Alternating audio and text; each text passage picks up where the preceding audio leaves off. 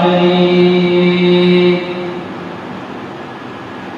ونعوذ بالله من شرور أنفسنا ومن سيئات أعمالنا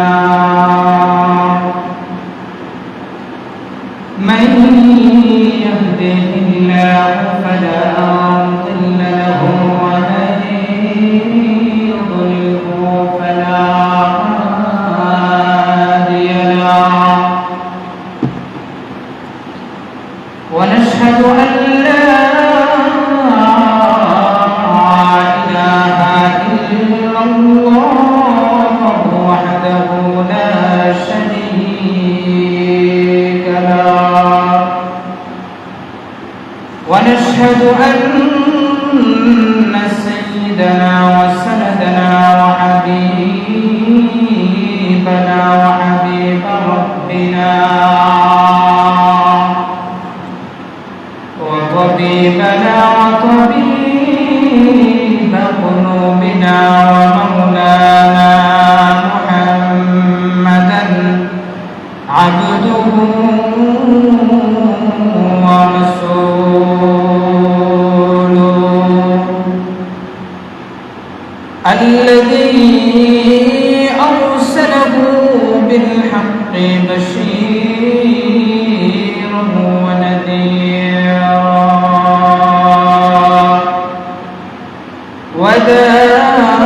وداعيا إلى الله بإذنه وسراجا منيرا أما بعد فأعوذ بالله من الشيطان الرجيم بسم الله الرحمن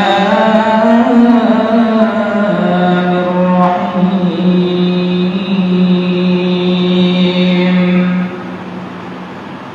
قل إن كنتم تحبون الله فاتبعوني يحببكم الله ويغفر لكم ذنوبكم والله غفور رحيم وقال تبارك وتعالى والتين والزيتون وطور سينين وهذا البلد الأمين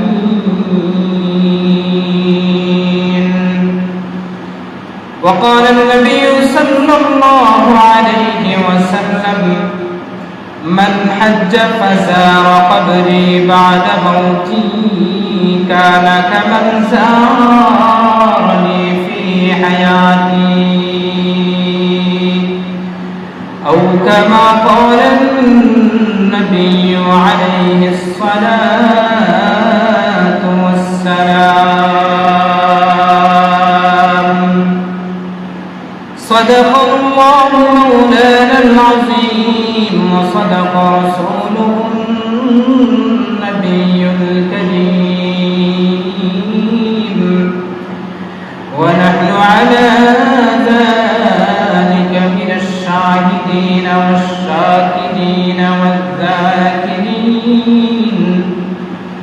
والحمد لله رب العالمين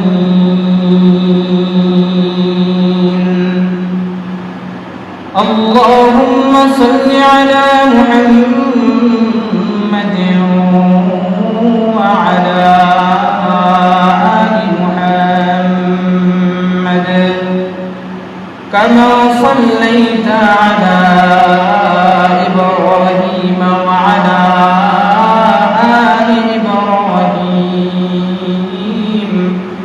إنك حميد مجيد اللهم بارك على محمد وعلى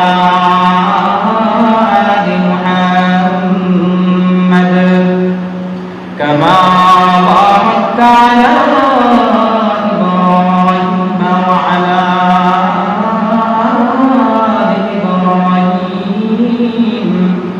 إنك حميد مجيد بلغ العلا بكماله كشف الدجى بجماله حسنت جميع خصاله صلوا عليه وآله لا إله إلا الله لا إله إلا الله لا إله إلا الله لا إله إلا الله سبحان الله الحمد لله لا إله إلا الله لا إله إلا الله لا إله إلا الله لا إله إلا الله محمد رسول সাল্লাল্লাহু আলাইহি ওয়াসাল্লাম। মহান রব্বুল আলামিনের আনিশান দরবারে সম্মানিত শুকরিয়া যে রব্বুল আলামিন আপনাকে আমাকে দয়া করে মায়া করে মহব্বত করে ভালোবেসে আল্লাহ রব্বুল আলামিন আমাদেরকে দুনিয়ার সমস্ত জান্নাত থেকে ফারিগ হয়ে মহান রবের মহান জুমার নামাজ আদায় করার নিয়তে মসজিদে এসে হাজিরা দেওয়ার তৌফিক দান করেছেন। এই জন্য সেই মহান মালিকের দরবারে দিল থেকে মহব্বতে কালিমাতুশ শুকর পাঠ করি, সকলে পড়ি আলহামদুলিল্লাহ। সম্মানিত হাজিরিন, আমাদের ধারাবাহিক আলোচনা চলতেছিল হজ কেন্দ্রিক। বিগত 2 শুক্রবারে আমরা হজের ফজিলত, হজের গুরুত্ব এবং হজের বিধিবিধান সম্পর্কে আমরা আলোচনা করেছিলাম। সম্মানিত হাজিরিন, একজন হাজি যখন হজের উদ্দেশ্যে মক্কা শরীফ গমন করে, মক্কাতে যাওয়ার পরে হজের যে সমস্ত কার্যাবলী আছে ওই সমস্ত কার্যাবলী সম্পাদন করার পরে হজের সমস্ত কাজ শেষ হওয়ার পরে একজন হাজির দিলের ভিতরে একটা অঞ্চলের প্রতি, একটা এরিয়ার প্রতি আলাদা একটা টান সে নিজের ভিতরে অনুভব করে। সেই জায়গাটার নাম হচ্ছে মদিনাতুল মুনাওয়ারা। এই মদিনা শরীফের টান একজন হাজির দিলের ভিতরে যেই রকম ভাবে থাকে ঠিক তদ্রূপ ভাবে আমাদের যাদের দিলের ভিতরে আল্লাহ রাসূল সাল্লাল্লাহু আলাইহি ওয়াসাল্লামের মহব্বত আছে, ভালোবাসা আছে, আমাদেরও প্রত্যেকের দিলের ভিতরে মদিনা শরীফের প্রতি আলাদা একটা মহব্বত, একটা টান আমাদের দিলের ভিতরে আছে। সম্মানিত হাজিরিন, আর এই মদিনা শরীফের প্রতি টান, মহব্বত, এটা আমাদের রাসূলের প্রতি যে ভালোবাসা, এই ভালোবাসার একটা প্রমাণ বহন করে।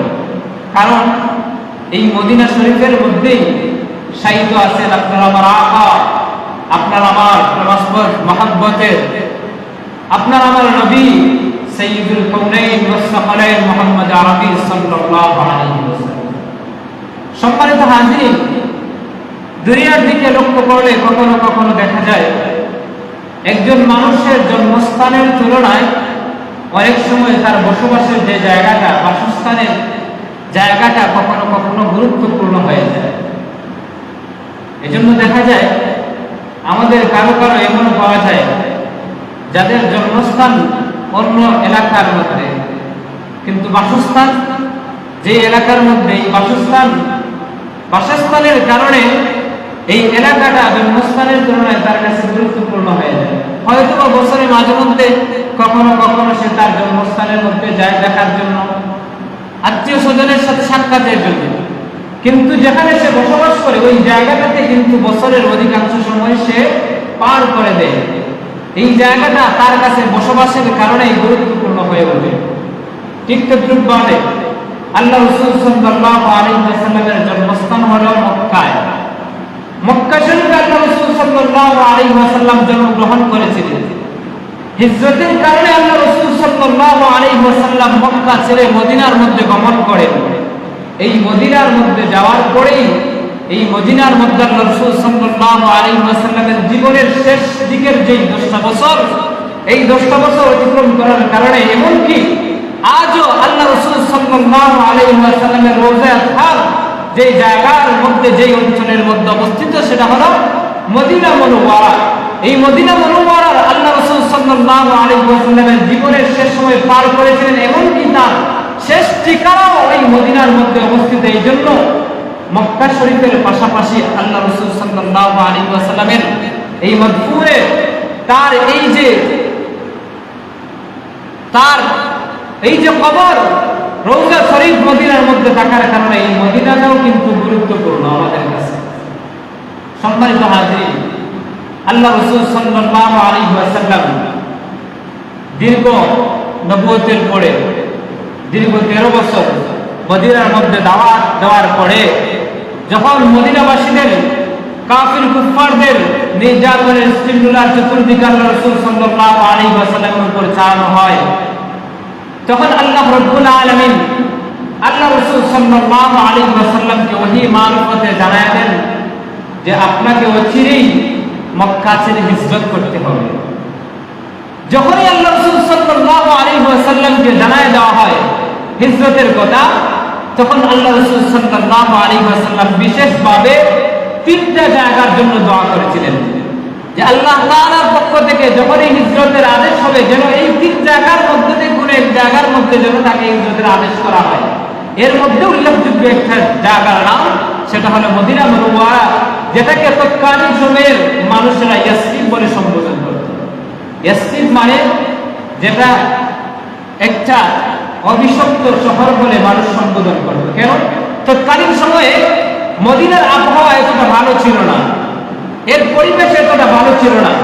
আবহাওয়া ভালো না থাকার কারণে, মদিনার পরিবেশ ভালো না থাকার কারণে মানুষ এটাকে ইয়াসরিব তথা অভিশপ্ত শহর বলে জানত, অভিশপ্ত শহর বলে সম্বোধন করত। আল্লাহ রাসূল সাল্লাল্লাহু আলাইহি ওয়াসাল্লাম ওই মদিনার দোয়াও তিনি করেছিলেন যাতে মদিনার দিকেও তাকে করা হয় হিজরতের জন্য আদেশ করা হয়। আল্লাহ রাব্বুল আলামিন এই মদিনার জন্য তাকে কবুল করেন। আল্লাহ রাসূল সাল্লাল্লাহু আলাইহি ওয়াসাল্লামকে যখন রাতের আঁধারে মক্কা থেকে হিজরত করে মদিনার দিকে রওনা করার জন্য আল্লাহর পক্ষ থেকে আল্লাহ রাসূল সাল্লাল্লাহু আলাইহি ওয়াসাল্লাম মক্কা থেকে বের হয়ে ওই যে মক্কার যে উহুদ পাহাড় আছে, ওই যে মক্কার পাহাড়ের মধ্যে আল্লাহ রাসূল সাল্লাল্লাহু আলাইহি ওয়াসাল্লাম দাঁড়ায়া, মক্কার পার্শ্ববর্তী যে পাহাড়, ওই পাহাড়ের মধ্যে দাঁড়ায়া মক্কার দিকে তাকায় আল্লাহ রাসূল সাল্লাল্লাহু আলাইহি ওয়াসাল্লাম হুজুরে কান্না করেন আর বাইতুল্লাহকে উদ্দেশ্য করে তিনি ডাক দিয়ে বলেন, হে বাইতুল্লাহ, যদি তোমার অধিবাসীরা আমাকে যদি বের না করে দিত, আল্লাহর পক্ষ থেকে যদি আমার উপর হিজরতের আদেশ না আসতো, তাহলে আমার উপর যতই নির্যাতন আসুক না কেন আমি কখনো তোমাকে ছেড়ে যেতাম না। আল্লাহ রাসূল সাল্লাল্লাহু আলাইহি ওয়াসাল্লামের তার জন্মস্থানের প্রেম ভালোবাসা তার দিলের ভিতরে ছিল। এইরকম বলে বলে আল্লাহ রাসূল সাল্লাল্লাহু আলাইহি ওয়াসাল্লাম তিনি ব্যথিত হৃদয় নিয়ে কান্নামাখা কণ্ঠে এইরকম সম্বোধন করে করে বাইতুল্লাহকে উদ্দেশ্য করে করে কিছু কথা বলেছিলেন। এই কথাগুলো বলেছিলেন আল্লাহ রাসূল সাল্লাল্লাহু আলাইহি ওয়াসাল্লাম দুই চোখে অশ্রু নিয়ে তিনি মক্কা থেকে হিজরত করে মদিনার পথে রওনা করেন। মদিনার মধ্যে যখন যান, মদিনাবাসীরা আল্লাহ রাসূল সাল্লাল্লাহু আলাইহি ওয়াসাল্লাম তাকে অভ্যর্থনা জানায়, তাকে সাদরে গ্রহণ করে। সম্মানিত হাজিরিন, এই আল্লাহ রাসূল সাল্লাল্লাহু আলাইহি ওয়াসাল্লামের আগমনের কারণে এই মদিনা সোনার মদিনায় পরিণত হয়ে যায়। যেই সময়ে যেই মদিনাটা ছিল অভিশপ্ত শহর, কিন্তু আল্লাহ রাসূলের আগমনের কারণে, তার বসবাসের কারণে এই মদিনাটা একটা ভালো শহরে, একটা পবিত্র শহরে, একটা বরকতময় নগরীতে পরিণত হয়ে যায়, সোনার মদিনায় পরিণত হয়ে যায়। এই মদিনা মুনাওয়ারার মর্যাদা সম্পর্কে আমরা আজকে জানবো। আর একজন হাজী কেন মদিনার দিকে রওনা করবে হজের কার্যক্রম সম্পাদন করার পরে, এই বিষয়টাও আমরা জানবো। আর আমরা যারা আল্লাহ রাসূলের প্রতি প্রেম, মহব্বত, ভালোবাসা আছে, আমাদের দিলের ভিতরে মদিনার প্রেম কেন জাগ্রত রাখতে হবে, আমাদেরও কেন মদিনার প্রতি একটা টান থাকবে, এই সম্পর্কে আজকে আমরা জানবো ইনশাআল্লাহ।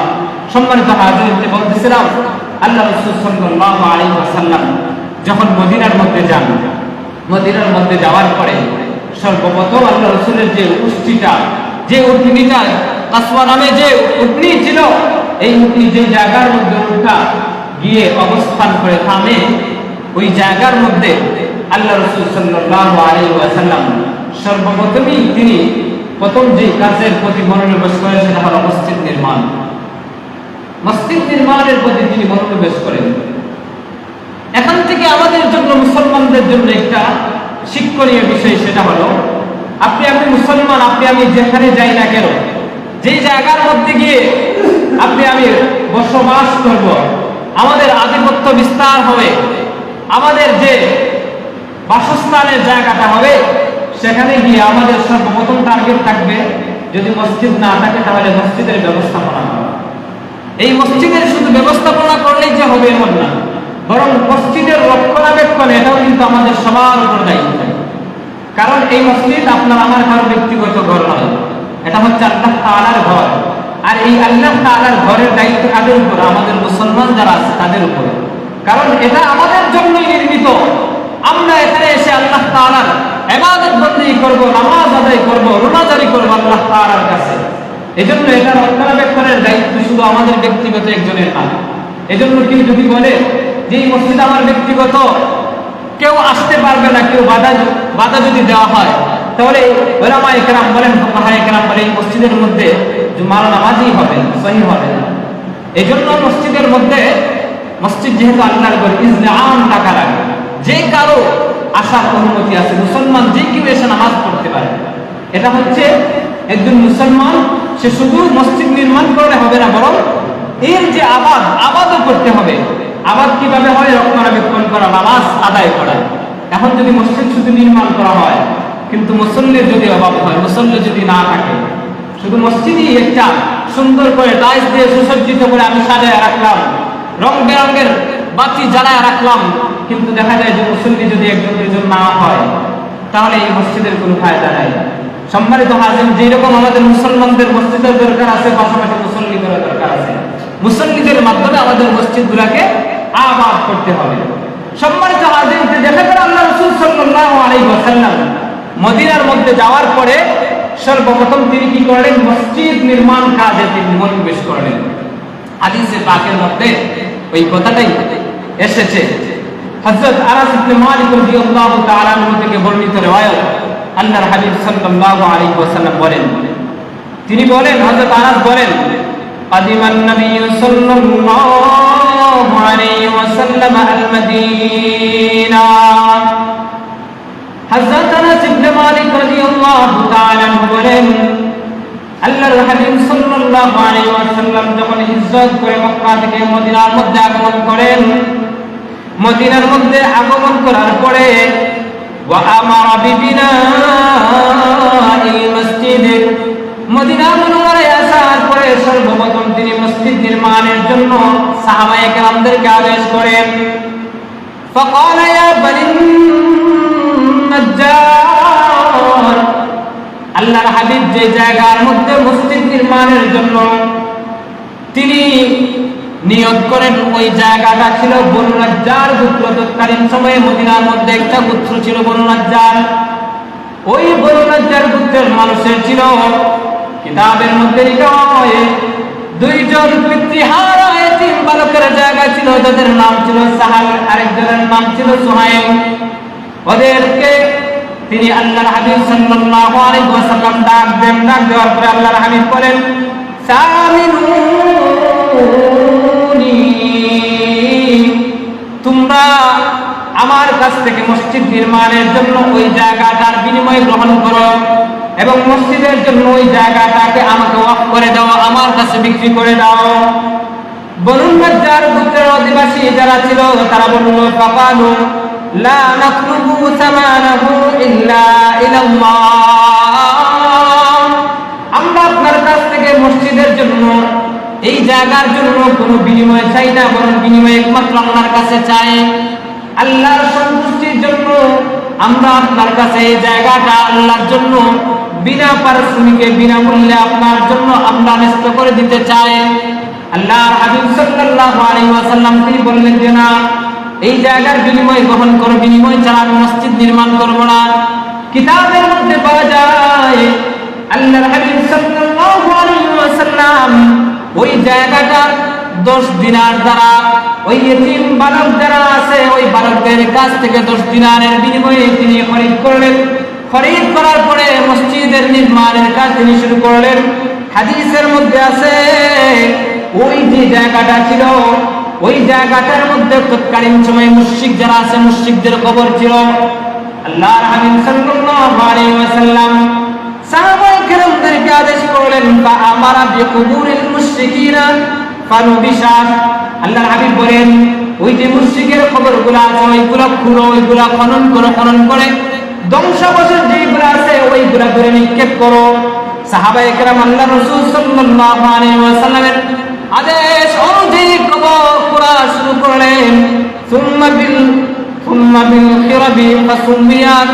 আল্লাহর রাসূল সাল্লাল্লাহু আলাইহি ওয়াসাল্লামের আদেশ অনুযায়ী সাহাবায়ে কেরাম ওই কবরগুলো খুঁড়ে ধ্বংসাবশেষ যেগুলা এই মুশরিকদের যে হাড্ডিগুলা যেগুলা ছিল ওইগুলা তারা দূরে নিক্ষেপ করে জায়গাটা একদম সমতল করে দিলেন। ওয়াবিন নাখলি ফাকুতিহা। আর ওই জায়গার মধ্যে কিছু খেজুর বৃক্ষ ছিল, ওই খেজুর গাছ সাহাবায়ে কেরাম কর্তন করলেন মসজিদ নির্মাণের জন্য। ফাসাফুন নাখলা কিবলাতাল মসজিদে। মসজিদের কিবলার দিকে কিছু সারিবদ্ধ খেজুর গাছ ছিল যেইগুলা কাটার প্রয়োজন হয় নাই। হাদিসের মধ্যে এসেছে যে ওইগুলা তার অবস্থায় বহাল রেখে দেওয়া হয়, কাটা হয় নাই। আল্লাহর হাবিব সাল্লাল্লাহু আলাইহি ওয়াসাল্লাম ওই মসজিদে নববী নির্মাণের জন্য তিনি নিজে সাহাবায়ে কেরামদের সাথে কাজ করে সাহাবায়ে কেরাম আনন্দ চিত্তে আল্লাহ রাসূল সাল্লাল্লাহু আলাইহি ওয়াসাল্লামের সাথে মসজিদ নির্মাণের জন্য তারা কাজ করে। সাহাবায়ে কেরাম মসজিদ নির্মাণ করেন, আল্লাহ রাসূল সাল্লাল্লাহু আলাইহি ওয়াসাল্লাম তিনিও মসজিদ নির্মাণ করেন। এজন্য উলামায়ে কেরাম বলেন যে মসজিদ নির্মাণ করা এটা হচ্ছে নবীওয়ালা একটা কাজ। ইব্রাহিম আলাইহিস সালাতু ওয়াস সালাম তার মাধ্যমে বাইতুল্লাহ নির্মাণ করা হয়েছিল, তিনি একজন নবী ছিলেন। ইসমাঈল আলাইহিস সালাতু ওয়াস সালাম তিনিও নবী ছিলেন। এমন কি যত সময়ে যত নবীদেরকে প্রেরণ করা হয় দুনিয়ার মধ্যে প্রত্যেক নবীদেরকে এই মসজিদ নির্মাণ এবং মসজিদের দেখাশোনার জন্য তাদের দায়িত্ব দেওয়া হয়, নবীদেরকে দায়িত্ব দেওয়া হয়। আর আল্লাহ রাব্বুল আলামিন তার ঘরের রক্ষণাবেক্ষণের জন্য একমাত্র তাদেরকে দায়িত্ব দেন যারা তৎকালীন সময়ে মানুষের মধ্যে সবচেয়ে মর্যাদার সৌভাগ্যবান মানুষ হয় তাদেরকে। এজন্য আপনি আমি যারা মসজিদের খেদমতে নিয়োজিত আছি বা টাকার সুযোগ হয়, আপনি আমি 100% নিশ্চিত এটা মনে করতে হবে যে আল্লাহ তাআলা আমাকে কবুল করেছেন, আমি সৌভাগ্যবান মানুষ।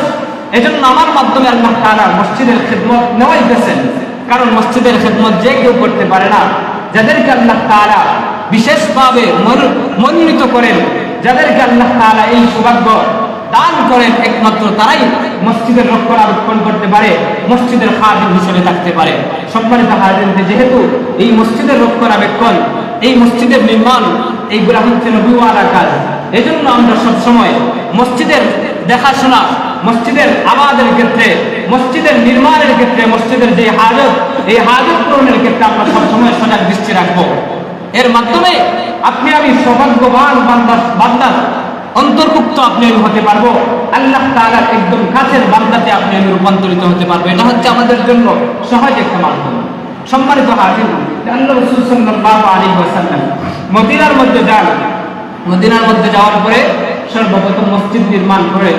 আর এই মসজিদটা এত দামি মসজিদ, হাদিসের মধ্যে আল্লাহ রাসূল সাল্লাল্লাহু আলাইহি ওয়াসাল্লাম ঘোষণা করেন যে বাইতুল্লাহ মক্কা শরীফের যে অবস্থিত যে ঘর আছে, আল্লাহর ঘর বাইতুল্লাহ, এই বাইতুল্লাহর মধ্যে যদি কেউ 1 রাকাত নামাজ আদায় করে তাহলে এই 1 রাকাতের বিনিময়ে আল্লাহ তাআলা 1 লক্ষ রাকাতের সওয়াব বান্দার আমলনামায় লিখে দেন। সুবহানাল্লাহ।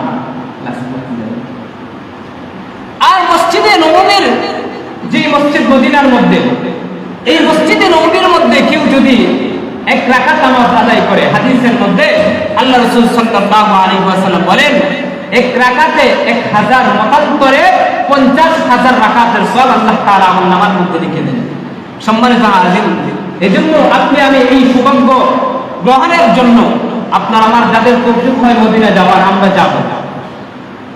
আল্লাহ রাসূল সাল্লাল্লাহু আলাইহি ওয়াসাল্লাম হাদিসের মধ্যে বলেছেন যে দুনিয়ার যে অন্যান্য মসজিদ আছে, এই মসজিদ দেখার জন্য, শুধুমাত্র মসজিদ দেখার জন্য ভ্রমণ করা কারোর জন্য জায়েজ না। তবে মাত্র 3টা মসজিদ আছে যেই মসজিদ দেখার জন্য বান্দার জন্য ভ্রমণ করা, মুসলমানদের জন্য ভ্রমণ করা জায়েজ আছে। এর মধ্যে একটা হলো মক্কা শরীফ, বাইতুল্লাহ। এই যে বাইতুল্লাহ, মক্কা যে কাবাঘর, এই কাবাঘর দেখার অনুমতি আছে। 2 নম্বর হলো মসজিদে নববী। এই মসজিদে নববী দেখার জন্য কেউ যদি শুধুমাত্র মসজিদে নববী দেখার জন্য যদি কেউ সফর করে, এই সফর তার জন্য বৈধ আছে। 3 নম্বর যে মসজিদ, সেটা হলো মসজিদে আকসা, বাইতুল মাকদিসে যেই যে ফিলিস্তিনের মধ্যে যে অবস্থিত এই যে মসজিদে আকসা, এই মসজিদে আকসা মধ্যে কেউ কি করতে পারে, শুধুমাত্র দেখার জন্য সফর করতে পারে।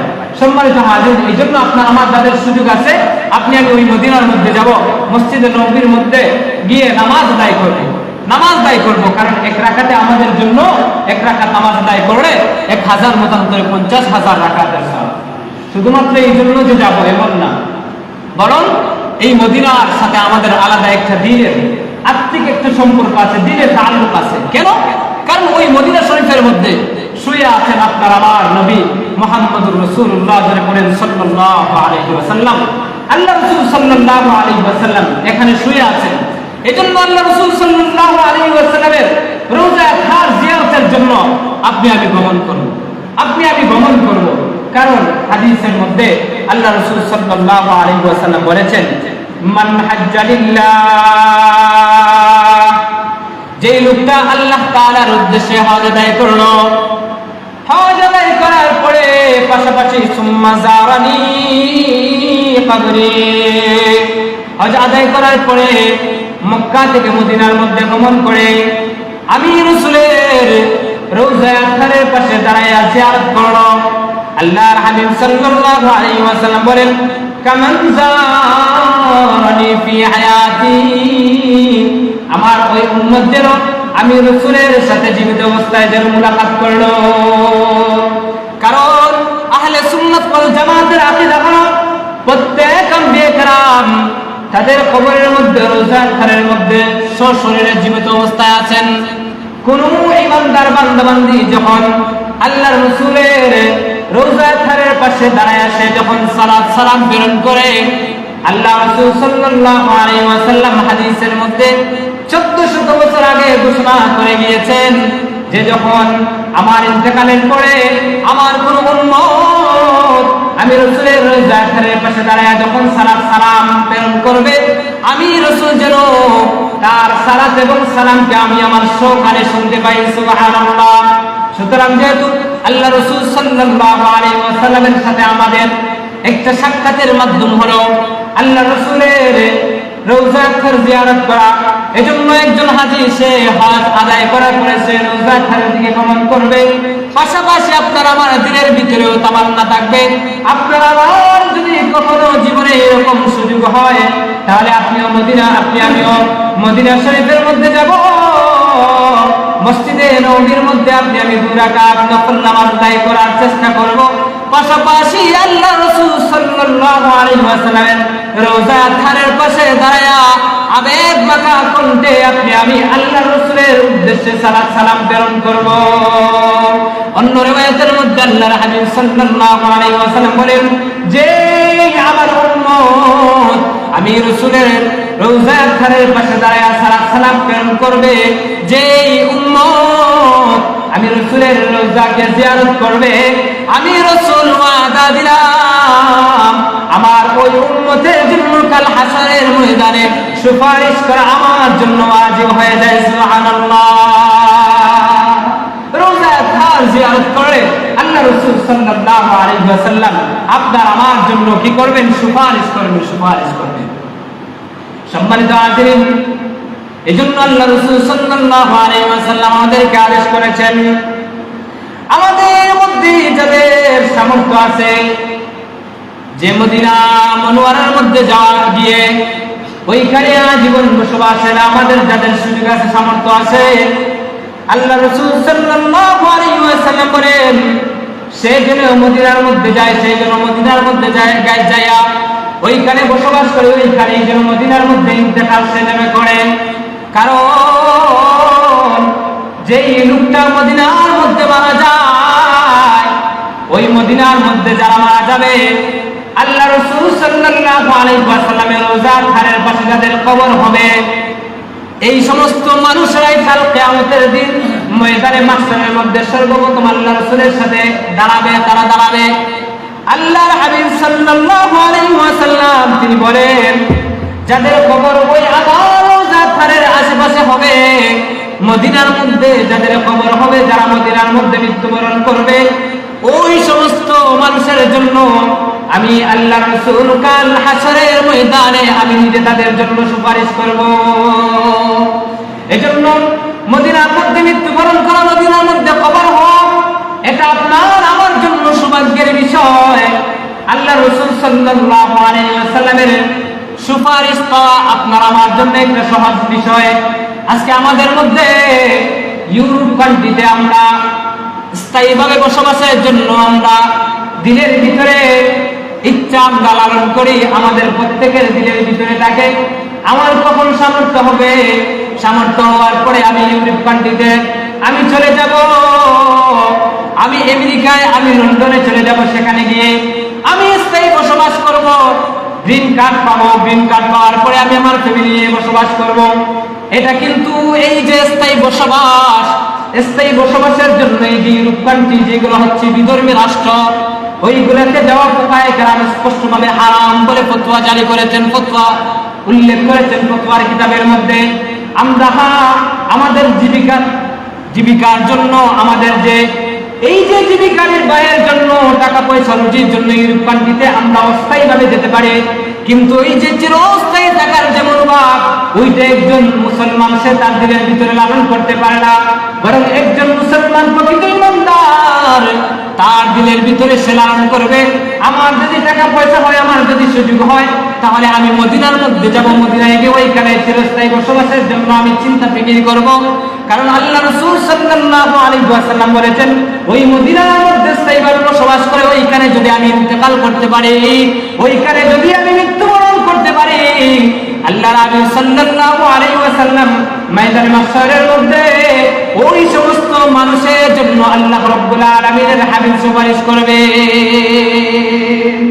সম্মানিত হাজিরিন, এই জন্য এই যে বিষয়গুলা, ওই বিষয়গুলা খেয়াল করে আপনি আমি দিলের ভিতরে মদিনায় যাওয়ার একটা টান আপনার আমার দিলের ভিতরে আপনি আমি কি করব, জাগ্রত রাখবো। আর হাজীগণ এই উদ্দেশ্যেই সে কি করবে, মদিনার মধ্যে যাবে। সম্মানিত হাজিরিন, আল্লাহ রাসূল সাল্লাল্লাহু আলাইহি ওয়াসাল্লাম এই মদিনার ফজিলত বর্ণনা করতে গিয়ে হাদিসের মধ্যে বিভিন্ন রিওয়ায়াত এসেছে। আল্লাহ রাসূল সাল্লাল্লাহু আলাইহি ওয়াসাল্লাম বলেন, লা ইয়াকিদু আহলাল মাদিনাতা আহাদুন, কেউ যেন মদিনাবাসী যারা আছে তাদের বিরুদ্ধে যেন কেউ যেন ষড়যন্ত্র না করে। দুনিয়ার মানুষদেরকে মদিনার অধিবাসী যারা আছে, মদিনা এবং মদিনার অধিবাসী যারা আছে তাদের বিরুদ্ধে ষড়যন্ত্র করতে আল্লাহর হাবিব সাল্লাল্লাহু আলাইহি ওয়াসাল্লাম নিষেধ করেছেন। আল্লাহর হাবিব বলেন, ইল্লা আদমা কামা ইয়ামনাউল মিলহু ফিল মা, কেউ যদি ইচ্ছা করে মদিনাবাসী এবং মদিনার বিরুদ্ধে যদি ষড়যন্ত্র করে, তাহলে তারা ওই রকম ভাবে করে যাবে। আল্লাহর হাবিব বলেন, যেই রকম ভাবে পানির মধ্যে লবণ ছড়ালে, ফুটন্ত পানির মধ্যে, গরম পানির মধ্যে লবণ ছড়ালে ওই লবণ কি হয়ে যায়, মিলিয়ে যায়, নিঃশেষ হয়ে যায়, ম্লান হয়ে যায়। আল্লাহর হাবিব সাল্লাল্লাহু আলাইহি ওয়াসাল্লাম বলেন, কোন মানুষ যদি, কোন দুষ্কৃতিকারী যদি মদিনা এবং মদিনাবাসীদের বিরুদ্ধে যদি ষড়যন্ত্র করে, তাহলে তারা ওই গরম পানির মধ্যে লবণ যেই রকম ভাবে নিঃশেষ হয়ে যায়, ওই রকম ভাবে ওই সমস্ত দুষ্কৃতী মানুষেরা, ষড়যন্ত্রকারীও তারাও নিঃশেষ হয়ে যায়। আল্লাহর হাবিব সাল্লাল্লাহু আলাইহি ওয়াসাল্লাম আর বলেন, ইন্নাল ঈমান লা ইয়ারিজু ইলাল মাদিনা, মদিনার মধ্যে ঈমান তার অবস্থা আবার ফিরে আসবে। এই মক্কা মদিনা থেকে কিন্তু ঈমানের বিস্তৃতি হয়েছে দুনিয়ার মধ্যে, ইসলামের প্রচার প্রসার হয়েছে। কিয়ামতের আগ মুহূর্তে যখন দুনিয়ার মধ্যে বেদিনী ছড়ায় যাবে, দুনিয়ার সমস্ত মানুষের মাঝ থেকে যে দিনই যে একটা বুঝ দিনই যে কর্মকাণ্ড এগুলো আস্তে আস্তে ম্লান হয়ে যাবে। মানুষ আস্তে আস্তে শয়তানের দাজ্জালের পদাঙ্ক অনুসরণ করা শুরু করবে। কিন্তু দুই জায়গার মধ্যে ঈমান তার অবস্থায় বহাল থাকবে, একটা হলো মক্কা আর আরেকটা হলো মদিনা। আল্লাহ রাসূল সাল্লাল্লাহু আলাইহি ওয়াসাল্লাম বলেন, মদিনা থেকে যে এরকম ভাবে ঈমানের বিস্তৃতি হয়েছিল, প্রসার হয়েছিল, ইসলামের প্রচার হয়েছিল, কিয়ামতের আগ মুহূর্তে ওই ঈমানটা ওই রকম ভাবে সে তার অবস্থানে আবার ফিরে আসবে। আল্লাহর হাবিব বলেন, কামা তারিজুল হাইয়াতু ইলা হুজরিহা, যেরকম ভাবে সাপ তার গর্ত থেকে বের হওয়ার পরে আবার সে তার গর্তের মধ্যে ফিরে আসে, গুটিয়ে এসে আবার গর্তের মধ্যে প্রবেশ করে, ঠিক তদ্রূপ ভাবে ঈমানটাও ইসলামটাও মদিনা থেকে বিস্তৃত হয়েছিল দুনিয়ার আনাচে কানাচে। ওই ঈমানটাও কিয়ামতের আগ মুহূর্তে তার অবস্থায় মদিনার মধ্যে ফিরে আসবে। ওই মদিনা হচ্ছে এমন একটা গুরুত্বপূর্ণ জায়গা, কিয়ামতের আগ মুহূর্তে যখন দাজ্জালের ত্রাস চতুর্দিকে ছড়ায় পড়বে, দুনিয়ার আনাচে কানাচে দুনিয়ার বিভিন্ন জায়গার মধ্যে দাজ্জালের ত্রাস ছড়ায় পড়বে। কিন্তু মক্কা এবং মদিনার মধ্যে দাজ্জালের যে ত্রাস, দাজ্জালের যে ভয়ভীতি, ওই ভয়ভীতি কিন্তু প্রবেশ করতে পারবে না। দাজ্জাল দুনিয়ার চতুর্দিকে সে বিস্তার করার পরে, সে তারা আনার পরে মদিনায় আক্রমণের জন্য সে যাবে। মদিনার যে নিকটবর্তী যে উহুদ পাহাড় আছে, ওই উহুদ পাহাড়ের মধ্যে তার সৈন্যদল নিয়ে সে দাঁড়ায় যাবে। সৈন্যদল নিয়ে সে দাঁড়ায় মদিনার দিকে সে রূপ করবে, তার সৈন্যদেরকে ডাক দিয়ে বলবে, হে আমার সাঙ্গপাঙ্গরা, ওই যে দেখতেছ গম্বুজে খাজরা, সবুজ যে মিম্বর দেখা যায়, সবুজ যে গম্বুজ দেখা যায়, এটা হচ্ছে মসজিদে নববী। এর পাশে মুহাম্মদ, তিনি তার সাথী সঙ্গী আবু বকর, ওমর, উসমান আলীকে নিয়ে, সাহাবায়ে কেরামদেরকে সাথে নিয়ে শেষ হয়ে আছে। আমরা এই মুহূর্তে ওই মদিনার মধ্যে আক্রমণ করব, ওই গম্বুজে খাজরার উপর আমরা আক্রমণ করব। হাদিসের মধ্যে এসেছে যে এই মুহূর্তে দাজ্জাল সে তার ওই দিলের ভিতর থেকে ওই মনোভাবকে প্রকাশ করবে, সাথে সাথে আল্লাহ রাব্বুল আলামিন ফেরেশতাদেরকে আদেশ দিবেন, ফেরেশতারা ওই দাজ্জালের সে গাছটা যে আছে, যেই চেহারাটা দিয়ে গম্বুজে খাজরার উপর, রোজা আখের উপর আক্রমণের জন্য একটু আগে সে ইচ্ছা পোষণ করেছিল, ফেরেশতারা তার গাড়কে ঘুরায় মটকায়া দিবেন। মটকায় তার গাড়টাকে, তার চেহারাটাকে দেখে সিরিয়ার দিকে আল্লাহ রাব্বুল আলামিন ফিরিয়ে দিবেন। ওই যে দাজ্জাল কিয়ামতের মুহূর্তে সব জায়গার মধ্যে সে তার প্রভাব বিস্তার করতে পারবে, কিন্তু একমাত্র মক্কা এবং মদিনার মধ্যে সে তার সে বিস্তার করতে পারবে না, সে তার প্রভাব বিস্তার করতে পারবে না, সে মদিনার মধ্যে কখনো প্রবেশ করতে পারবে না। কারণ অন্য রিওয়ায়াতের মধ্যে আল্লাহর হাবিব সাল্লাল্লাহু আলাইহি ওয়াসাল্লাম বলেন যে কিয়ামতের আগ মুহূর্তে মক্কার মধ্যে প্রধান প্রবেশের 7টা গেট থাকবে, 7টা রাস্তা থাকবে। এই প্রধান গেটগুলোর মধ্যে আল্লাহ রাব্বুল আলামিন কিয়ামতের আগ মুহূর্তে দুইজন ফেরেশতা করে প্রত্যেকটা দরজার মধ্যে প্রহরী হিসেবে নিযুক্ত করবেন, যাতে কোনো দুষ্কৃতিকারী দাজ্জাল যেন মদিনার মধ্যে প্রবেশ করতে না পারে। সম্মানিত হাজিরিন, এরপরেই বোঝা যায় যে মদিনা কতটুকু গুরুত্বপূর্ণ, কতটুকু মর্যাদার অধিকারী, কতটুকু ফজিলতের অধিকারী। সম্মানিত হাজিরিন, হাদিসের মধ্যে এই এসেছে যে এই যে মদিনার মধ্যে আল্লাহ রাসূল সাল্লাল্লাহু আলাইহি ওয়াসাল্লামের মিম্বর এবং আল্লাহ রাসূল সাল্লাল্লাহু আলাইহি ওয়াসাল্লামের রওজা আতহারের মধ্যবর্তী একটা জায়গা আছে, যেটা হচ্ছে জান্নাতের একটা অংশ বিশেষ। এই জান্নাতের যে একটা অংশ বিশেষ, যে জায়গার মধ্যে সবুজ গালিচা বিছানো আছে বর্তমান সময়ে, এখানে যাওয়ার পরে হাজিরা, এখানে যাওয়ার পরে মুসল্লিরা 2 রাকাত নামাজ পড়ার জন্য একজন আরেকজনের সাথে প্রতিযোগিতা করে। আমরা যাব মদিনায় কেন? ওই জায়গাগুলো দেখার জন্য। আল্লাহ রাসূল সাল্লাল্লাহু আলাইহি ওয়াসাল্লাম যে ঘোষণা করেছেন, এটা হলো জান্নাতি জায়গা, জান্নাতের একটা অংশ বিশেষ আল্লাহ রাব্বুল আলামিন দুনিয়ার মধ্যে স্থাপন করে দিয়েছেন। ওইখানে গিয়ে আপনার আমার যাদের সুযোগ হবে, আপনি আমি নামাজ আদায় করার চেষ্টা করব।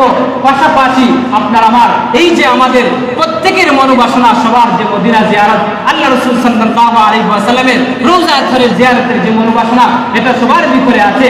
আপনি আমি এই মনোবাসনা নিয়ে আপনি আমি মদিনার মধ্যে যাব, আপনি আমি আল্লাহ রাসূল সাল্লাল্লাহু আলাইহি ওয়াসাল্লামের রওজা আতহারের পাশে দাঁড়ায়া আপনার আমার কান্নামাখা কণ্ঠে দিলের আবেগ থেকে আল্লাহ রাসূল সাল্লাল্লাহু আলাইহি ওয়াসাল্লামের উদ্দেশ্যে সালাত সালাম প্রেরণ করব।